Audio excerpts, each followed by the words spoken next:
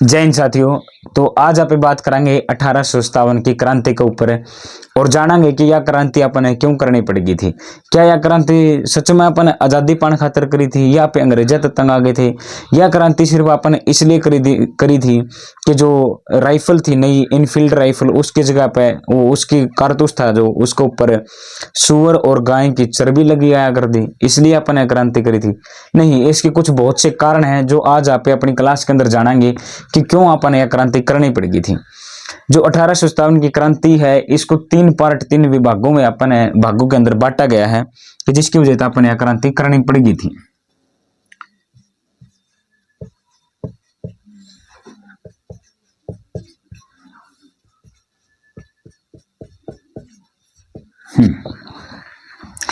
एक कारण है वो एक सॉरी कारण क्या एक भाग है एक पार्ट है 16 से 8 और 1757 के अंदर का 1757 का बाद फिर 1857 में तो अपन ने क्रांति का बिगुल बजा ही दिया था। उसके बाद 1757 1857 1857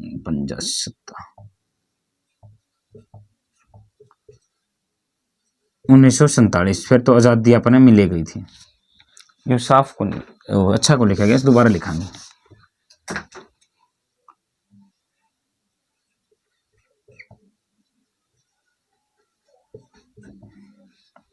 ये तीन पार्ट हैं जो अपन बनाए गए हैं। इसमें क्या था, प्लासी की जो लड़ाई हुई थी सिजाउद्दौला का बीच में और अंग्रेजा का बीच में, मीर जाफर नाम का जो उसका सेनापति था सिजाउद्दौला का, उसने धोखा देके ना आपका राजा ही मरवा दिया था और सारा बंगाल अंग्रेजा के हाथों में सौंप दिया था। या जो 1757 की जो प्लासी की लड़ाई थी इसको भी भारत की स्वतंत्रता संग्राम का प्रथम युद्ध माना जावा है। लेकिन और भी बहुत से कारण है जिसकी वजह से अपन यह क्रांति करनी पड़ेगी थी। फिर अगर बात करा आप 1757 लेकिन 1857 के बीच का जो 100 साल का सफर था यो अपना किस तरह तक गुजरा। इसके बीच में भारत की सामाजिक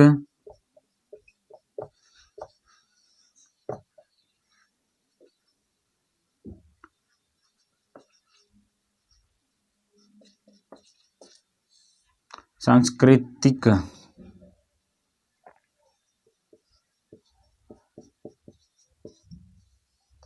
राजनीतिक और आर्थिक सामाजिक राजनीतिक आर्थिक सांस्कृतिक प्रणाली पर बहुत ज्यादा प्रभाव अंग्रेजा का पड़ने लग गया था।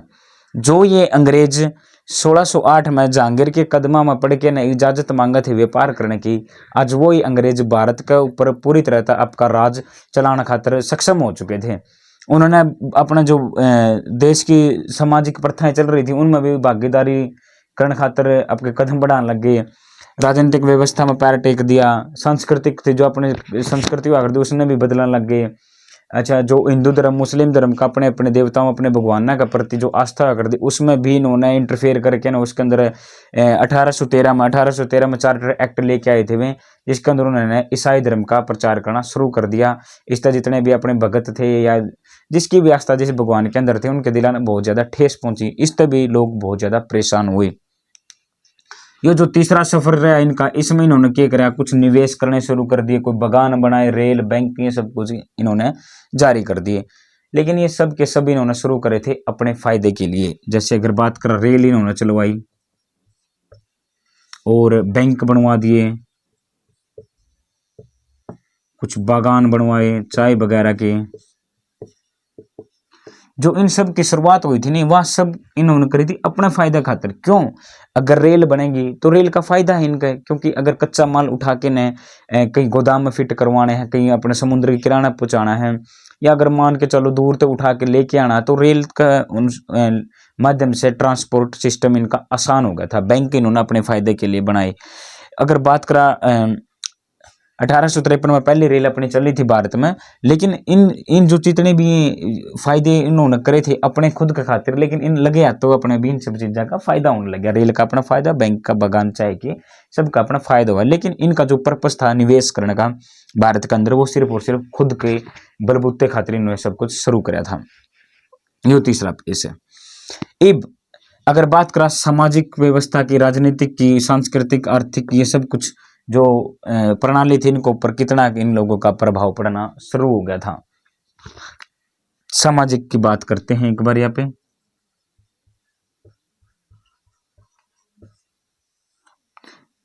एक बार साफ करना, इस दोबारा लिखांगे पूरा।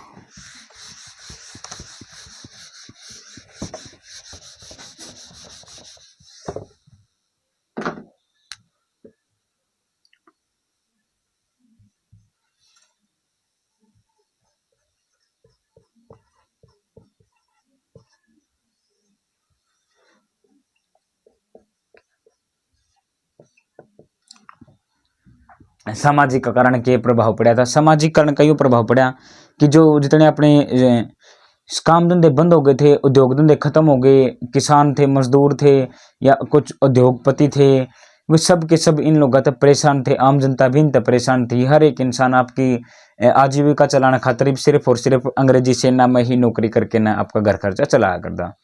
इन लोगों ने क्या करा, जो भी अगर बात करा अपनी उस चीज की, भाई जितने भारतीय लोग और जिसकी हिंदू धर्म आस्था थी, वो समुद्र पार करना अपमान समझा कर दे, आपका धर्म भ्रष्ट मान्या कर दे। अंग्रेज धक्का तो पकड़ पकड़ के ना समुद्र पार ले जाने लगे, अलग तो उनकी बत्ते मिला कर दे, वो बाद में बंद भी कर दिए थे।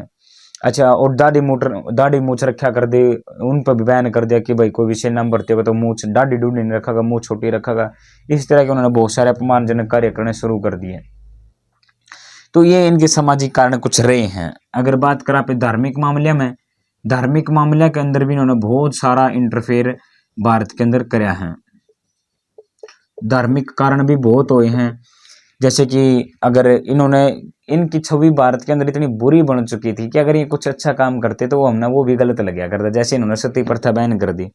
सती प्रथा नो डाउट बहुत बुरी थी, क्योंकि अगर आप एक बार इमेजिन करके देखो कि एक जिंदा इंसान को जलाना वो आंखों के सामने कितना कष्टदायक होगा, तो ऐसे ही हिंदू धर्म में सती प्रथा नाम की एक बहुत प्रचलित प्रथा होया कर दी। अगर किसी भी महिला का पति अगर गुजर जावे, चाहे नेचुरल डेथ हो, चाहे वो किसी ने मार, किसी तरह से डेथ हुई हो उसकी, तो उसकी पत्नी ने उस चिता के साथ में जिंदा जला दिया करते। या सती प्रथा भारत के अंदर थी। विधवा विवाह को नहीं हुआ करता, उस विधवा का जीना दुभर हो जाया करता अगर वह किसी तरीके से सती होने तक बच जाती तो अंग्रेजा ने इसके ऊपर अपना एक्शन लिया कि भाई सती प्रथा आज तक बंद होगी। राजा राम मोहन राय वर्गीय जो महापुरुष थे, उन्होंने बहुत ज्यादा संघर्ष करा इस चीज के खातिर। खैर ये चीज होनी चाहिए थी, गलत थी, या बंद होनी चाहिए थी।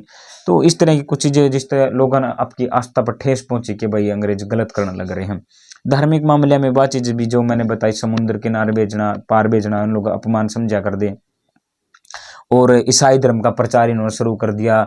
बताया हिंदू धर्म मुस्लिम धर्म भाई कुछ को ना, तो हमने देख लिया कि तुम किस तरह सदियों तो गुलाम होते आए हो, अब तुम ईसाई धर्म ना मानो।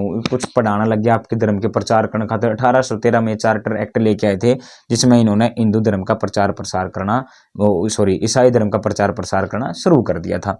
धार्मिक कारण यो था जिसके कारण 1857 की क्रांति हमने देखने को मिली थी।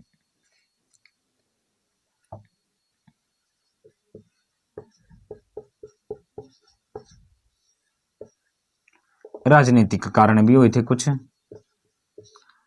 राजनीतिक कारण क्या थे? राजनीतिक कारण दो, एक अंग्रेज दो अधिकारी आए थे, वेलेस्ली और डलहौजी। डलहौजी और वेलेस्ली ने दो एक कुछ स्कीमें लेके आए, एक लैप्स की संधि और एक सहायक संधि। इनके अंदर क्या था अगर बात करा,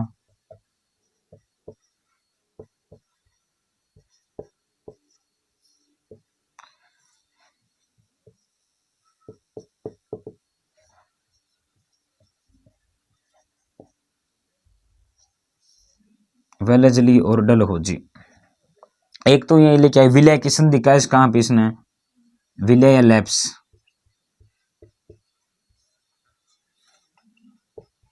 विलय संधि या नियम। दूसरा ये लेके आए थे सहायक संधि। सहायक संधि इसमें क्या था ये मैं आपको बताता हूं।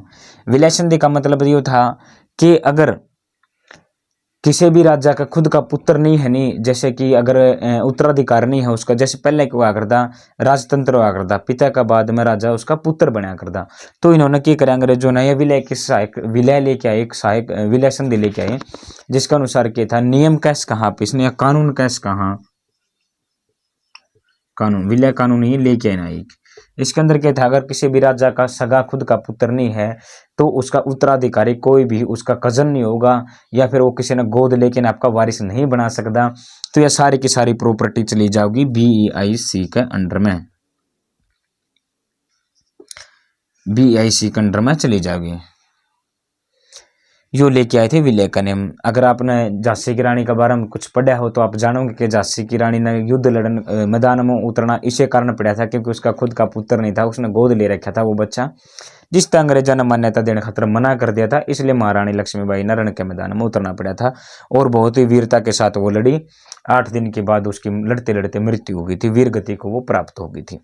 ये था विलय की संधि। सहायक संधि, सहायक संधि भी बहुत ही खतरनाक चीज थी, जिसने भी इसका अंग्रेजा ने इसका बहुत ज्यादा दुरुपयोग कराया। इसमें इन्होंने नियम बनाया था कि अंग्रेजी सेना होगी, सेना ने पालेगा भारतीय राजा और आपका खर्चा पे पालेगा। अगर उसके ऊपर कोई विपदा आवे है या कोई भारी आक्रमण कर देवे या भारत के अंदर तक कोई भी उस पर आक्रमण कर देवे तो BIC कंपनी आपके सपोर्ट में हरदम खड़ी रहेगी। लेकिन आप एक बार दिमाग तो काम लेके देखो तो भारत के अंदर राजाओं को खतरा किससे था?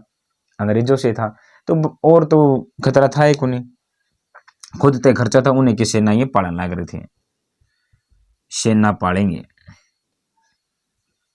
सेना का खर्चा कौन देगा? भारतीय राजा देगा। या यो नियम लेके आए एक। सेना किसकी? अंग्रेजा की। काम किस खातर करेगी सेना? अंग्रेजा खातर करेगी, लेकिन पालन उसने कौन लग रहा? भारतीय राजा। ये इनके दो कानून थे जिसकी वजह से लोग बहुत ज्यादा परेशान हुए। राजनीतिक कारण का इनका अपने ऊपर बहुत ज्यादा प्रभाव पड़ा। इसके भी यो भी एक अहम कारण रहा है 1857 की क्रांति करवाने के पीछे।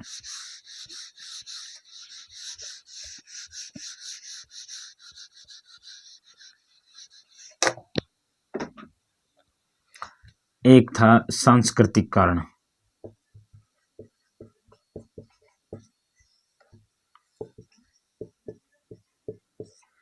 सांस्कृतिक कारण भी बस अब यही चीज है कि भाई अपनी संस्कृति ने डाउन कर लग गए थे, पहनावे इन्होंने चेंज करवा दिया था, रोजगार छीन लिए लोगों के, और हर एक चीज में इन्होंने अपना इंटरफेयर घुसेड़ना शुरू कर दिया, जिससे लोग इतने इरिटेट होने लगे थे इन तक कि अंग्रेज दिख दे साथ हुआ करता आ गया भाई, बस चाहे अंग्रेज अच्छा हो बुरा हो कोई मैटर नहीं करता, बस लाल ड्रेस देखी वर्दी पहरे लाल लाल छोड़ जा करता अपने लगा, यह चक्कर हो गया था।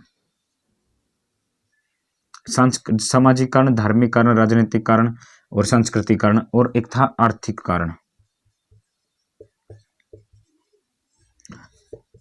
आर्थिक कारण क्या था? आर्थिक कारण में क्या हो कि अंग्रेजों ने ऐसा सिस्टम तैयार कर दिया धीरे धीरे कि जो अपने जो कदे सोने की चिड़िया कहलाया करता भारत वो कंगाल होने लग गया था, अकाल पड़ने शुरू हो गए थे जगह जगह पे। अंग्रेजा ने क्या कर दिया था कि जो अपने भारतीयों का जो कच्चा माल होया करता नहीं उसको ऊपर टैक्स अधिक लगाना शुरू कर दिया और खुद का जो सामान था उसको टैक्स फ्री कर दिया। लेकिन अंग्रेजा ने तो क्या कर दिया 1717 में 1717 में फर्रुखशियर जो मुगल बादशाह हुआ था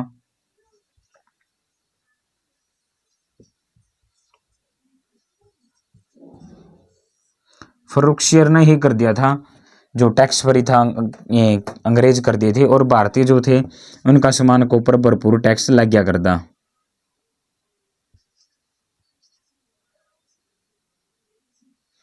ये लिखा गया भारतीय सामान के ऊपर फुल टैक्स लग गया करता और इनका सामान था वो पूरी तरह से टैक्स मुफ्त था, अपने पर टैक्स लग गया करता। यो कारण था जिससे अपना जो बाजार नियंत्रण था वो बिल्कुल डाउन चला गया।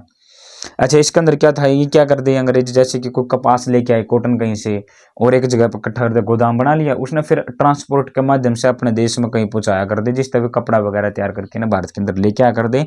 इनका जो सामान हुआ करता मशीनों के द्वारा तैयार कराया करते, उस पर अच्छी कढ़ाई हुआ करती, चमक हुआ करती, उस कपड़े के अंदर थोड़ा फैशन वगैरह का था, अपना था, दमदार था, मेहनती उसका हाथ तो बना हुआ करता, लेकिन उसकी कीमत उसके मुकाबले थोड़ी डाउन हुआ करती क्योंकि चमक इतनी नहीं हुआ करती, शाइनिंग इतनी अच्छी नहीं थी अपने कपड़े के अंदर। इनका मशीनों के द्वारा तैयार हुआ करता, जल्दी तैयार हो जाया करता, इसलिए इनका कपड़ा इनका सामान बाजार के अंदर ज्यादा बिकने लग गया। और अपने भारतीय लोगों के जितने छोटे उद्योग धंधे थे या कुटीर उद्योग कैस कहा जिसका बड़ा था वो भी धीरे धीरे कम होता चला गया और लोगों के पास में काम धंधे कम हो गए। इन लोगों ने या आम जनता ने आपका गुजारा करने खातर सिर्फ और सिर्फ एक ही समाधान दिखा था, वो था BEIC कंपनी। इनका पास में जान दे और नौकरी की गुहार कर दे। इनकी सेना में जो आंकड़े थे वो था 1:5 का, यानी कि 5 में 5, 1 हुआ करदा अंग्रेज और 5 कैश कहाँ पे हुआ कर दे भारतीय। यो आ करदा किससे भी भारतीय सैनिक ना चाहे वो कितना ही अच्छा काम करो, कितनी ईमानदारी से अपनी ड्यूटी निभाओ, उसका रैंक नहीं बढ़ा करदा। वो जिस रैंक पर नियुक्त था वो उसे पर आ करदा, उससे पर वो रिटायर हो जाया करदा, उसे पर बेचारा मर जाया करदा। इनको कोई भी रैंक नहीं बढ़ा करदा, ना ही कोई पोस्ट बड़ी मिला कर दी। सारा का सारा जो अंडर हुआ करदा वो सिर्फ एक अंग्रेज अधिकारी में हुआ करदा। सिर्फ हमेशा भारतीय को छोटे पोस्ट पे ही रखा जा करता। भाई कल ना क्या पता ये बगावत खड़ी कर दे, अगर इनते लीडर बना दिया तो हमेशा छोटा रखा कर दे पद के ऊपर। यो इससे भी हर एक सैनिक था जो बहुत परेशान था, इरिटेट होता था इन चीज़ों से कि भाई हम कितनी लगन कितनी मेहनत से काम करा, लेकिन फिर भी हमारी इनकी नज़र में हमारी कोई इज्जत नहीं है। इन चीज़ों से लोग परेशान थे। ये भी कुछ कारण थे जो कि इस क्रांति का शुरुआत करी थी। लेकिन इसका भी जो एक तात्कालिक कारण था उसके बारे में यहाँ पे जानेंगे। एक राइफल आई थी पहले, अंग्रेजों ने जो राइफल यूज किया करते उससे अंग्रेज भी बोर हो गए थे कि ना मजा नहीं आ रहा इस राइफल में।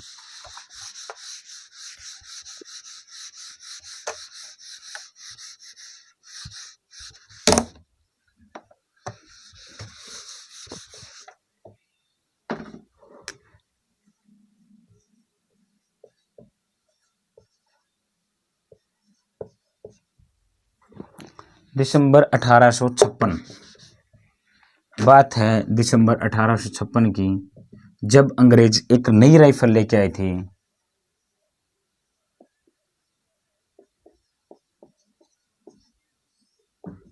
Enfield rifle.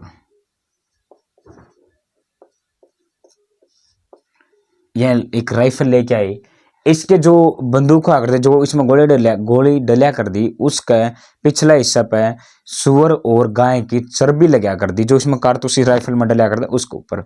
ओके, थोड़ा हार्ड होया करता, उस गोली पे लिखा हुआ करता, चिपया हुआ करता, वो दांत से खींच के ना फिर गोली लोड करके ना चलानी पड़ा करती राइफल के अंदर। तो यो इसकी प्रक्रिया थी, सिस्टम था यो। इस तो धीरे धीरे तो कोई दिक्कत को नहीं, पहले तो लोग इसने यूज करा कर दे, लोग मतलब जो सैनिक थे, भारतीय सैनिक, इनकी सेना में जो भर्ती थे वो यूज करा कर दे। लेकिन सच्चाई कब तक छुप के रहोगी? धीरे धीरे जनता ने या सैनिका ने पता चलने लग गया कि भाई जो अभी पीछे थे राइफल ने छिला नहीं, इसका पीछे जो लगी हुआ है परत गाय और सुअर की चर्बी की है। और इस बात पे इतने लोग परेशान हुए, इतना धक्का लग गया, जो भारतीय हिंदू धर्म ने मान्य कर दे कि भाई मान तो अनर्थ हो गया, तो हमारा धर्म भ्रष्ट करवा दिया अंग्रेजा ने। इन चीज़ों से बहुत ज़्यादा तंग हो गए थे। लेकिन अंग्रेज हर एक भारतीय थे जो छोटी मोटी आवाज़ करता, बगावत करता, तो दाब देंगे। यह बात क्या कहने कि अफवाह है, सब झूठ है, सब बकवास है, इस तरह की कोई भी चीज़ नहीं है। हम इतने कड़त सूर काटेंगे, कड़त गाय काटेंगे कि राइफल पर हमने पीछे चर्बी लगानी पड़े। लेकिन सच्चाई है कदन कदे तो सामने आवे आवेगी। एक दिन इकट्ठे होकर ने कुछ सैनिका ने सीधा उस कारखाना के ऊपर धाबा बोल दिया और जाके ना सारी जांच पड़ताल करी, और उसमें पाया कि बहुत सारे गाय के उनके सिर कटे मिले थे, सुअर के सिर कटे पड़े, चर्बी पड़ी, बड़े बड़े पतीले कढ़ाइए। तो ये देख के ना दंग रह गए कि भाई ओ तेरी, कई लोगों ने तुम्हारे साथ बहुत बड़ा धोखा कर दिया। और इस तक तंग हो गए। और एक सैनिक था मंगल पांडे, बहुत ही बहादुर सैनिक था, जो कि इस 1857 की क्रांति का नेतृत्व तो उनको ही सौंपा जावा वैसे तो, क्योंकि उनकी वजह से उन्होंने ही फिर आर पार फिर फैसला ले लिया था उस बंदे ने। मंगल पांडे ने क्या कराया? मंगल पांडे जाकर सीधा आपकी सेना के जो अधिकारी थे उनके पास गया, जो ये बंगाल के थे, 24वीं रेजिमेंट के, बंगाल 54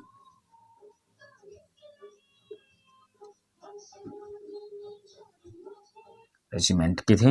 इन्होंने इस बात का पता चला और इन्होंने बगावत कर दी और कहा कि धोखा, हमारे साथ धोखा हुआ है, कि मैं तो भाई इतना बड़ा विद्वान पंडित आदमी हूँ और मेरे के लिए काम कर दिया, मेरा तो धर्म भ्रष्ट हो गया, मैं तो शूद्र बन गया, मेरे कौन घर माओगा, मेरा कौन खाना खाओगा झूठा, कौन मेरे पास बैठेगा। इस चीज़ें तो बहुत परेशान तंग हो गए। वो अपना कोसने लग गया कि मेरे तो धर्म भ्रष्ट हो गया, मेरा तो जीने का कोई फायदा है को नहीं, मैं तो मर जाना ही बेहतर है।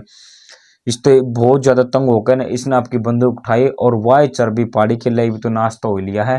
ठाके ना आपका जो भी इसका अधिकारी था लेफ्टिनेंट बाज और लेफ्टिनेंट यूज को इसने तुरंत वहीं पे मार दिया मंगल पांडे ने, क्योंकि इस बात का ये तंग हो गया था कि मेरा अंग्रेजा ने धर्म भ्रष्ट करवा दिया।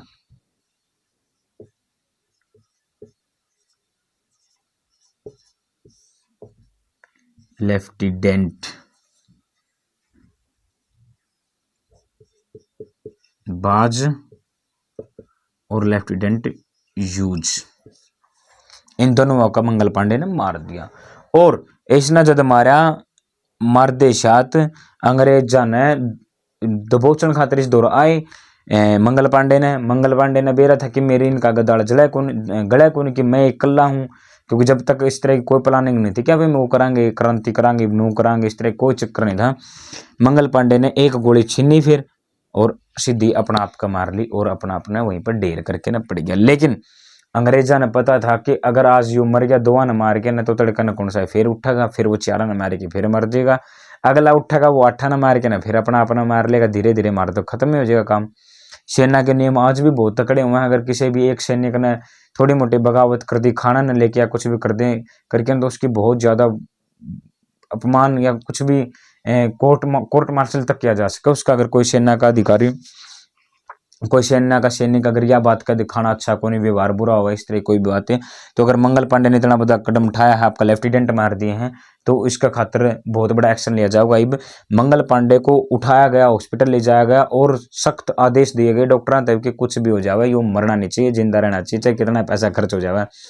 अंग्रेजा ने इतनी मेहनत बाज और यूज को बचाने में को नहीं करी जितनी मंगल पांडे को बचाने में करी थी कि यो बचना चाहिए।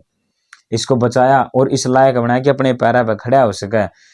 कह तो देख इसने आपके लेफ्टिनेंट मार दिए थे, इसको मार देना चाहिए था, लेकिन उन लोगों ने बचाया, आपके पैरों पर खड़ा कराया। और 8 अप्रैल को 1857 भरी सभा में सबके सामने इसको फांसी पर टांग दिया था मंगल पांडे को। सबके सामने सरेआम फांसी देगी थी ताकि सेना का बीच में डर, सेना का में खौफ फैल जाए कि देख अगर किसी ने बगावत करने की कोशिश करी कंपनी के प्रति तो उसका यो ही हश्र होगा। इस तरह की मतलब लोगों को डराने की इन्होंने कोशिश करी। लेकिन भारतीय के अंदर जिगरा बहुत कूट के भरा है, इसमें कोई शक नहीं है। इस बात अंग्रेजा ने सोचा था कि अगर यो हम काम कराएंगे तो दब जाएंगे, डर जाएंगे सारे के सारे, लेकिन यो उल्टा पड़ गया। युवान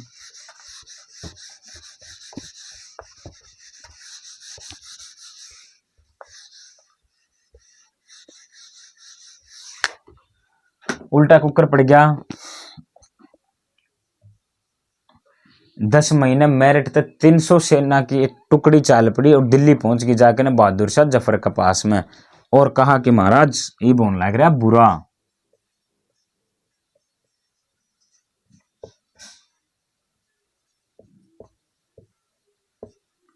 कित पहुंच गई?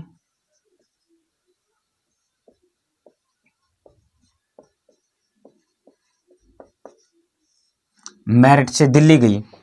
कितने सैनिक थे? 300 सैनिक थे।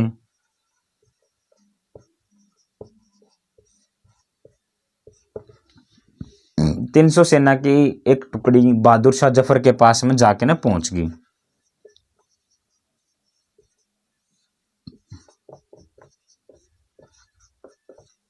बहादुर शाह जफर जो द्वितीय थे उनके पास में गई और कहा कि महाराज आपका जो शासन था, आपका टाइम पर हम इतने तंग इतने दुखी नहीं हुए थे, आपका जब भी राजपाट होया करता, लेकिन इस अंग्रेजी सेना ने, अंग्रेजी हुकूमत ने हम लोगों का जीना दुभर कर दिया है और आपके साथ में बहुत ज़्यादा अपमानजनक कार्य होने लग रहे हैं। तो मामिया चाह वहाँ के आप लीड करो। यो बहुत बुढ़ा हो गया, करीब 85-86 साल का बंदा हो गया था, ओवर एज हो गया था बेचारा, कड़ा बुढ़ा लड़ता फिरेगा, लेकिन फिर भी नाम चल करता। कोई दरबार लगने बंद हो गए थे, लगे करते नाम मात्र था, सिर्फ काम चला हुआ करता, क्योंकि चल तो हुकूमत अंग्रेजा की कर दी। सेना पहुंच गई और कहा कि आप लीड करो जी, हम आपके साथ खड़े हैं। न चाहते हुए भी भर दी बहादुर शाह जफर ने कि ठीक है कोई दिक्कत ना, क्योंकि मेरा मरना तो वैसे भी है, क्यों ना एक कोशिश कर ली जावे। हाँ भरती कोई दिक्कत को ना भाई, मैं तार साथ हूँ, तम करो शुरुआत किस तरह तक ये करना है। और सेना ने फिर शुरुआत कर दी भाई, क्रांति का विगुल बजा दिया। धीरे धीरे यह बात आग पकड़ गई कि भाई जो भारतीय सैनिक थे उन्होंने विद्रोह करना शुरू कर दिया। और यो विद्रोह, लेकिन इसका एक सबसे बड़ा अपना कारण, यो मेन जो कारण था क्रांति का अपन पढ़ लिया, राइफल का कारण था, जनता परेशान हुआ करती, ये सब चीजें थी छोटी छोटी में। लेकिन यो एक गुस्सा था जो फटना लग गया फिर, क्योंकि कई सालों तक इन परेशान थे, का अपन बहाना मिल गया था कि आज अपन फूटना है, लग फूटने लग गए। और जगह जगह छोटे मोटे जगह पर जो थी अलग अलग जगहों पे बगावत होनी शुरू हो गई। अंग्रेजा का दौरा साधन अच्छे थे, हथियार अच्छे थे, इन्होंने अपने बगावत को दबाने में थोड़ी आसानी होया कर दी। तो इस वजह से कह रहा क्या था, हाँ, अंग्रेजों ने क्या कराया कि जितने भारतीय सैनिक थे उनको अलग अलग टुकड़ों में बांट दिया, यानी कि 20 कहीं भेज दिए, 20 कहीं भेज दिए, 50 कड़े, 30 कड़े। इतना तो आज के दुनिया में टाइम तो सोशल मीडिया, एक मैसेज कराएंगे तो सभी जगह फैल जाएगा, लेकिन उस टाइम में ऐसा कुछ भी हथियार नहीं था, सीधा फोन मिलाना पड़ा करता, वो जो भी हुआ करता बर्थडे वाला, तो उसके अनुसार बात करनी होती। और वो जब वही कर सकेगा जो कि मैन सेना का नेतृत्व करे और वो अंग्रेज हुआ कर दे, तो एक दूसरे तक कांटेक्ट करना थोड़ा कठिन था। तो इसलिए भी यह जो अपनी क्रांति थी सफल होने को नहीं पाई, और अंग्रेजा ने धीरे धीरे करके ना अपनी यह जो इतनी क्रांति थी सारी की सारी दाब के न धर दी। बहादुर शाह जफर का तो किला में बढ़ गए थे और तोड़ ताड़ दे गेटियो भी, फिर आपका किला छोड़ के ना भाग गया था, और जो हुमायूं टॉम्स था उसके अंदर जाके ना छुप गया। वहीं पे इसके दोनों बेटों को मार दिया और सारा का सारा किला, लाल किला जो अपने अंडर में अंग्रेजा ने कर लिया, और उसने सेना के रूप में फिर यूज करने लग गए थे। ये कुछ कारण रही थी। हाँ, अगर बात करा इसके अंदर क्रांति, कुछ इतिहासकारों ने क्रांति के ऊपर कुछ बातें लिखी हैं, जैसे कि अगर इतिहासकारों ने भी लिखा है और यह सच भी है, इसमें नो डाउट कि अगर भारत की सारी रियासतें इकट्ठा हो जाती, एक साथ एकजुट होकर लड़ती, तो यह क्रांति आपे सफल कर लेंदे और 1857 में ही अपना देश आजाद हो जाता। लेकिन यह होने को नहीं पाया। इसके भी बहुत साल का बाद आप करीब 90 साल और गुलाम रहे हैं, उसके बाद भी आप फिर दोबारा आज़ादी मिलना पाई है। ये कुछ कारण थे। ये कुछ इसका सफर रहा था। सिख धर्म की अगर बात करें, एक तो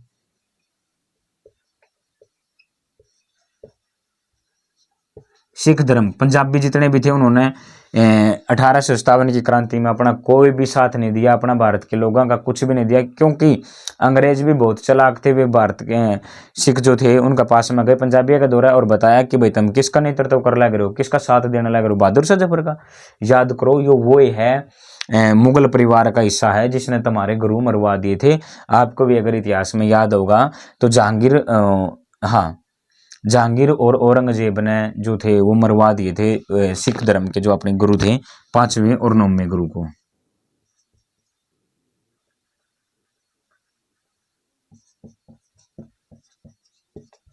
पांचवें गुरु थे अर्जुन देव,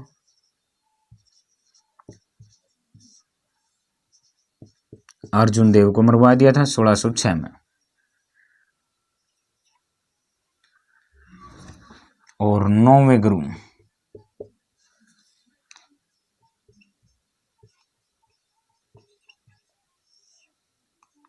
तेग बहादुर को मरवा दिया था औरंगजेब ने 1675 में।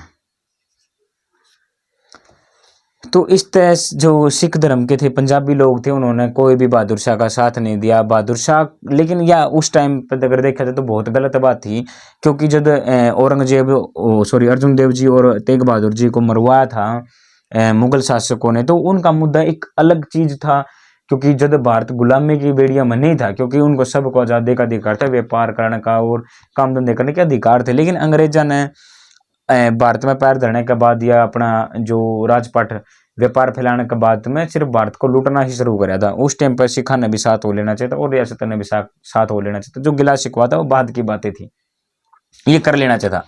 इनकी वजह से भी आप इन मतलब कुछ कारणों की वजह से भी आप अपनी क्रांति ने सफल को नहीं करना पाए।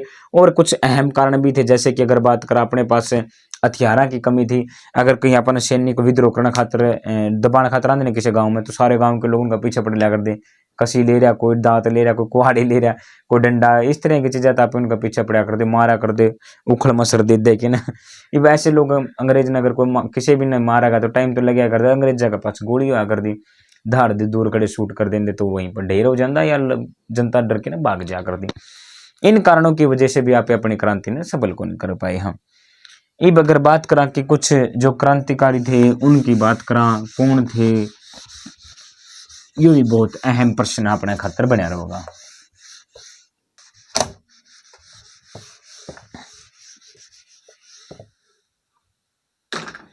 बात करेंगे 1857 की क्रांति के प्रमुख नेताओं के बारे में। अगर बात करा आपे मंगल पांडे की,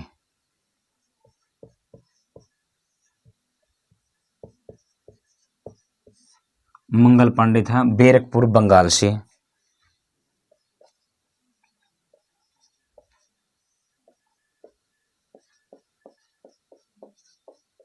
बैरकपुर बंगाल। रानी लक्ष्मीबाई,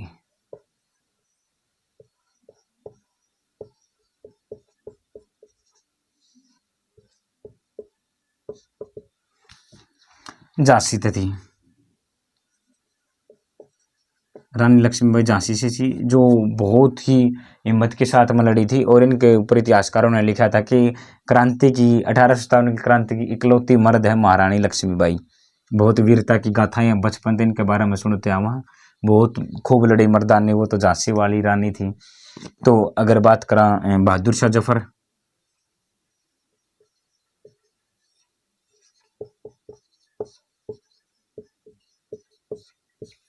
दिल्ली से था। बहादुर शाह जफर का पकड़े बाद तो सारे जितने भी क्रांति होने लग रही थी, सारे के सारे शांत बैठ गए थे, डर के बैठ गए थे, क्योंकि लीड ये करने लग रहा था और दिल्ली कब्जे में आ गए थे अंग्रेजा का। दिल्ली कब्जे में आए पाछे तो सबके सब घबरा गए, डर गए कि भाई तो क्रांति आप सफल करे को नहीं पावा, क्योंकि जो अपना नेता जो अपना लीडर है वो ही पकड़ा गया। राजा मर जाकर तो सेना वैसे ही कमजोर पड़ जाकर है, तो लीडर था वो डाउन पड़ गया था, तो उसका बाद तो कुछ भी नहीं होना था। तो यो भी जल्दी पकड़ा गया था। उसके बाद सारे की सारी जो क्रांति थी वह दबनी शुरू हो गई थी। तात्या टोपे,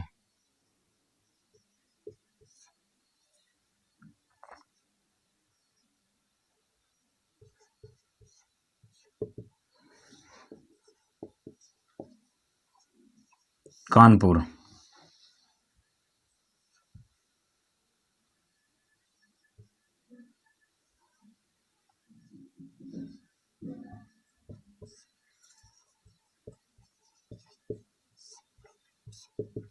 नाना साहेब यो भी कानपुर, ये भी कानपुर से थे।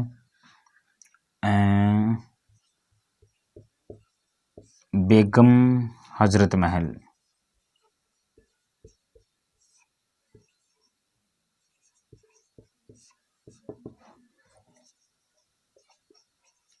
अवध। और भी बहुत से अपने जो प्रमुख नेता रहे हैं, जिसमें बहुत ज़्यादा उनकी मेहनत करी है, जिसका अपने देश की आज़ादी दिलाना में उन लोगों का बहुत ज़्यादा हस्तक्षेप। कुछ ऐसे नाम भी हैं शायद जिनका इतिहास में नाम तक भी नहीं लिखा गया है।